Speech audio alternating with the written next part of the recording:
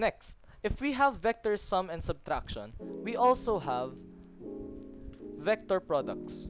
Vector products are not so complicated, but it takes practice to remember how to use them. So vector products, there are two. There are dot products and there are cross products. Now, for some, maybe you haven't heard of the cross product before, but dot products are actually a lot more common.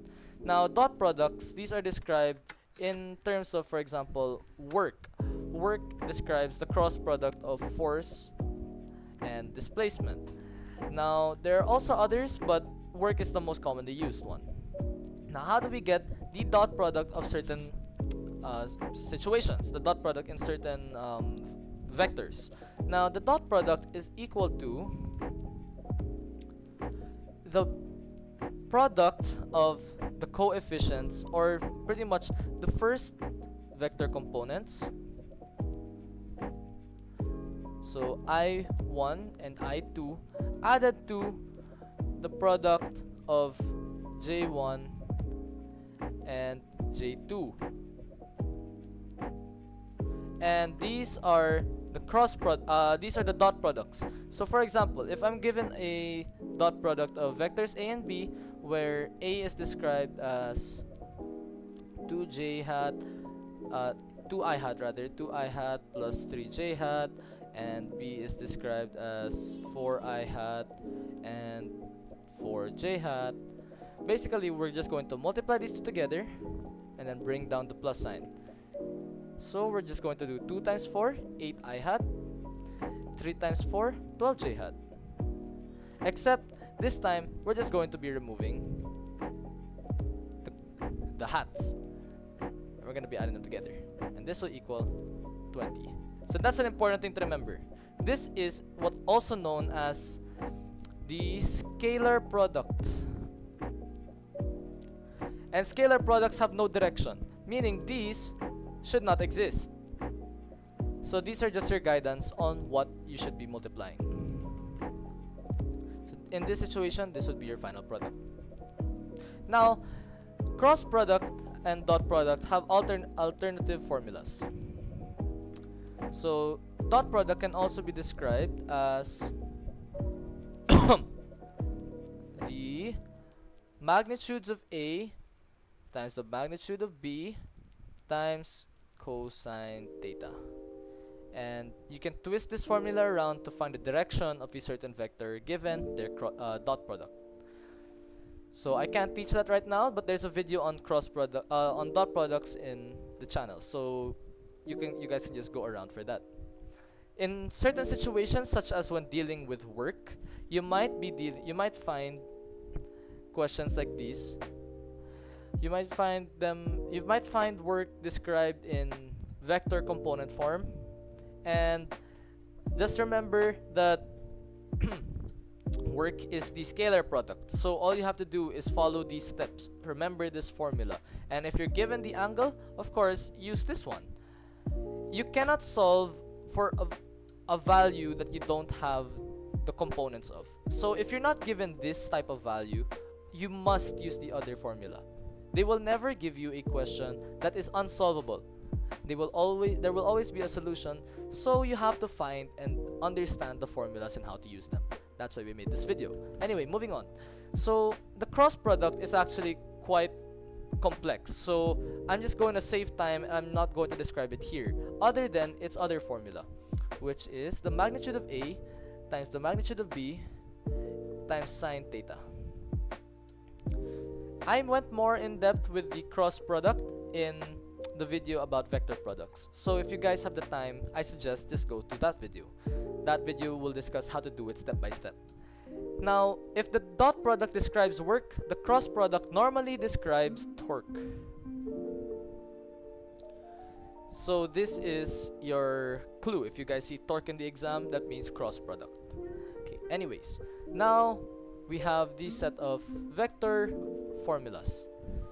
So if you guys want to, you can take a screenshot and you can save it for later, but this is basically it. So now let's go more in depth with kinematics. Okay, kinematics, I'm not going to go in depth with examples because we have a video on that already. What I'm going to do here is I'm going to list down their equations and I'm going to tell you how and when to use them. So equation 1 is given by Vf is equal to V0 plus acceleration times time. V0 is initial and Vf is final velocity. Equation 2 is given by delta x is equal to Vf plus Vo over 2 times time.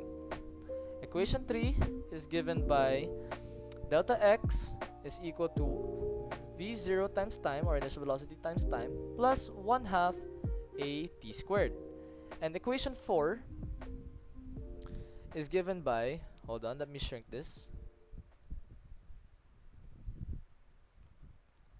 Equation 4 is given by Vf squared equals Vi squared plus 2a delta x. Now, how do we use these equations? Now, it kind of makes no sense to just memorize them brain dead and then after that you're going to not understand how to use it, right? So that tends to happen. Sometimes we overload ourselves with information, and even if we have it, we kind of don't know where to start. So to save you the time of figuring out which equation to use in a kinematics test, just remember that in the first formula, you use this when you have no delta x. Pay attention, everything here has delta x except for equation 1. Now for equation number 2, you use this when you have no acceleration. Everything here has acceleration except this one. For the third one, you use this when you have no final velocity. And for the last one, you use this when you have no time. Now, what's the importance of knowing this? Basically, in most kinematics questions, they give you everything except 2 variables. One of those 2 variables is what you're required to find. Now, of course, if you're not required to find a specific missing variable, then why bother trying to fit them into the equation? You cannot find 2 missing variables. There will always only be 1. So, once you figure out you're required to find, pick the correct equation. So find your RTF and then analyze the given and then pick an equation. Find, analyze, and pick. That's the step-by-step for kinematics. And this works almost every single time. Now, what's important to note about kinematics, sometimes they don't give you explicitly values of, for example, acceleration as well as initial velocity.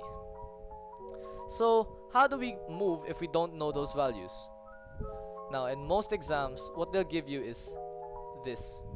They'll tell you phrases in the question that look like this.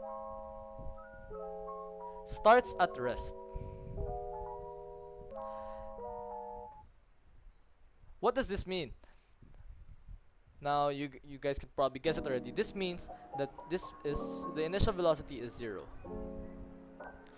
Now how about falls due to gravity? Due to gravity. That means our acceleration is negative 9.8. And what else? Comes to a stop. A stop. This means that our final velocity is 0. So, remember this set of keywords. Now, we're going to shrink this. Or actually, let's just remove this already since we have that in the last one, and I'm gonna nudge this up. Now, what are our best friends in projectile motion? Okay, projectile motion is kind of a dodgy topic because projectile motion is really more analytical compared to the rest. Okay, so like I mentioned earlier, there are some situations where you don't need the entire vector and you need to break it down into its components. That's why we learned about vector components first. Our best friend in projectile motion is this drawing. Here at the top, we can split it into 2. This is when it goes up. This is the halfway point, and this is the ending point. So start and half. Now, what do we need to remember about projectile motion? Vy changes. Vx does not. Now, at the half point, Vy is 0. Hold on, let me move this down so that we can have more space. At the top point, Vy is 0 and Vx is the same. Vx here at the bottom is the same and Vy is still different. Now, we get these values using kinematics. And how do we do that? We normally use here equation 4. Equation 4 tends to be our best friend. Normally because they ask for time. Normally there is no time given, so you have to use equation 4. And we can use equation 4 particularly because we're also given, in these situations, our final velocity. If we split the thing in half, if we split the trajectory in half, we can get Vy equals 0 and we can start plugging in our values. So that's pretty much like a shortcut on how to understand projectile motion questions. If they give you no time, go immediately to equation 4. Because in projectile motion, you're already given two variables. You're given acceleration, which is g. Acceleration here is always g. And you're given your final velocity halfway. That's always going to be given here by 0. And you can use equation 4 almost all of the time. Of course, you need to understand the questions, but then again, equation 4 tends to be your best friend. That's for projectile motion. Now, that's pretty much the summary of how kinematics and projectile motion would go. If I'm going a bit fast, the reason why is because we need to squeeze in energy. So bear with me, and I hope that even if it is fast, you guys can just rewatch and of course go to the other videos in the Minute Physics playlist. Alright, so now let's talk about energy. So energy is conserved all the time. Now, particularly in Physics 1, what this playlist is about, this is going to be described as mechanical energy. And mechanical energy is broken down into PE. Hold on, let's change this into an arrow. This is broken down into PE, KE, and sometimes elastic potential energy. PE is described as mgh, while KE is described as 1/2 mv squared, and EPE is described as the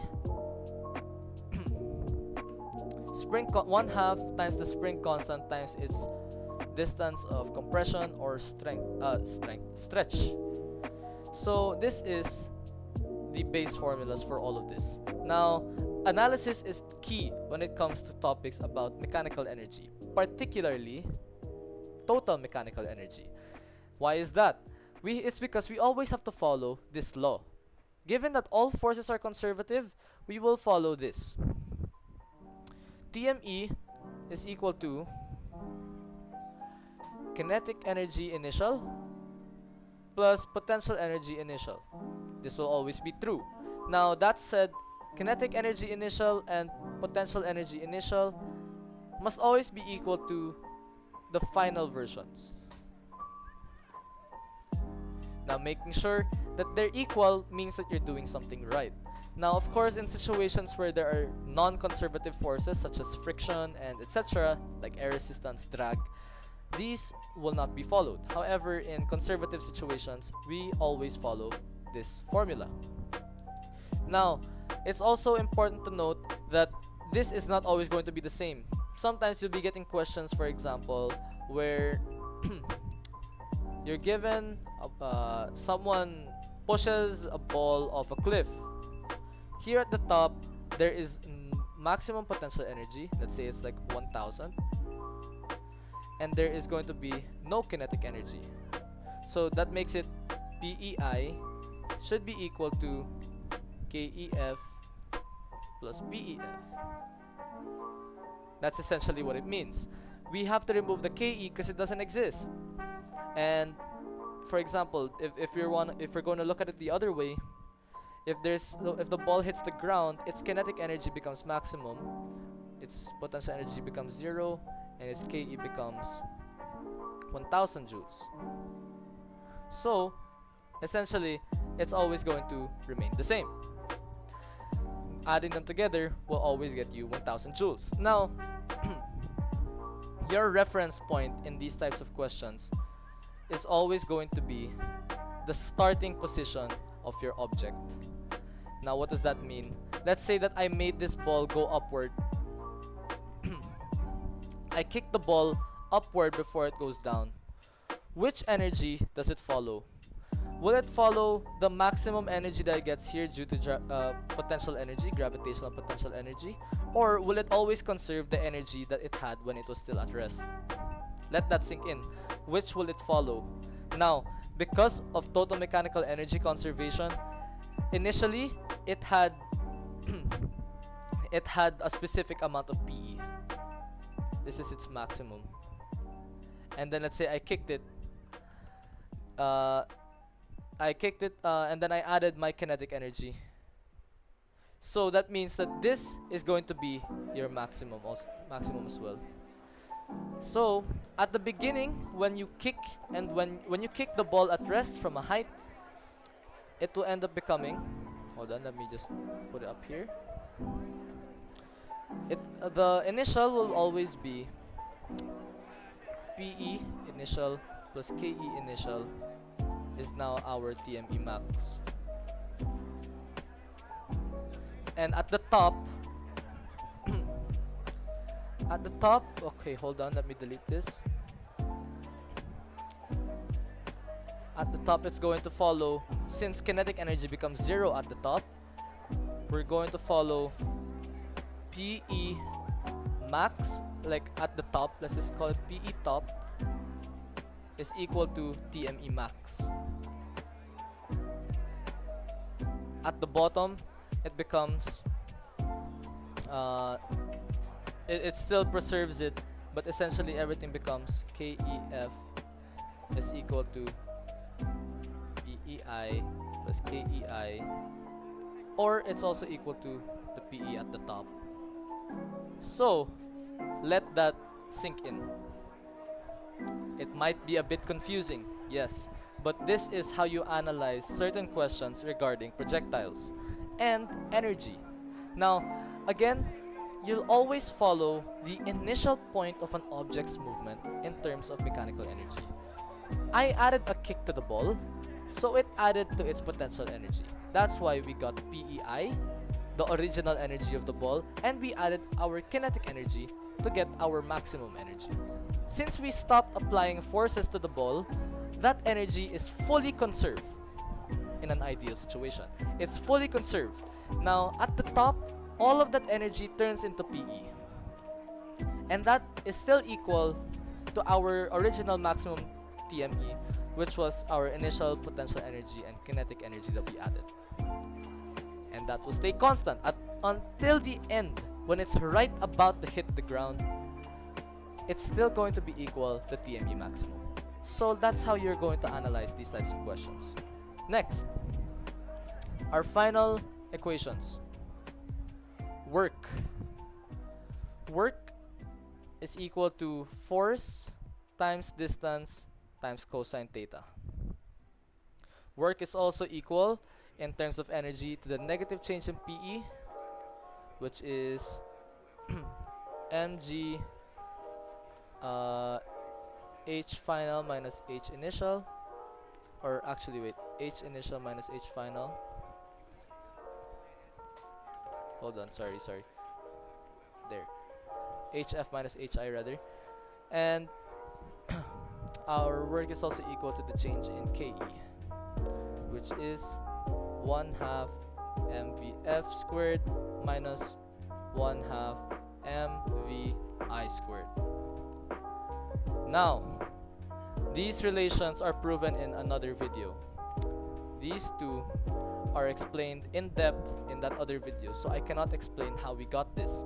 But use these equations when the question is giving you energy, values of energy such as this.